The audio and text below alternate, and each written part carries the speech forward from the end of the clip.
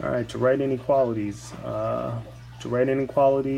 we do the basically the reverse of what we've done in the previous two lessons. All right, so we'll be given a graph, and we need to write the inequality given the graph. All right, so whenever you're writing inequalities, always use x.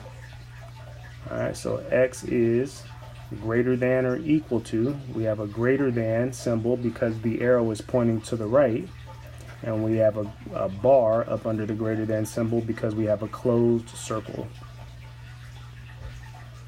And for this graph, we should have a less than symbol because our arrow is pointing to the left, and no bar under the less than symbol since we have an open circle. So x is less than 6.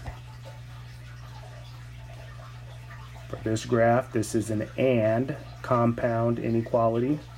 So we should start with our variable in the middle, and we have a less than or equal to symbol to the left of our variable since the circle on the left is closed.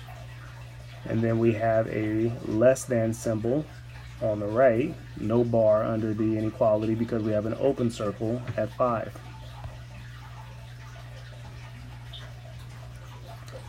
And for this one, this is a or compound inequality since the arrows are pointing away.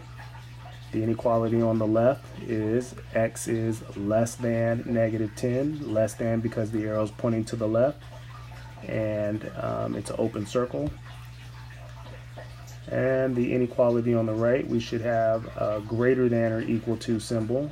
Greater than because the arrow is pointing to the right, and there's a bar up under the inequality because we have a closed circle at 2.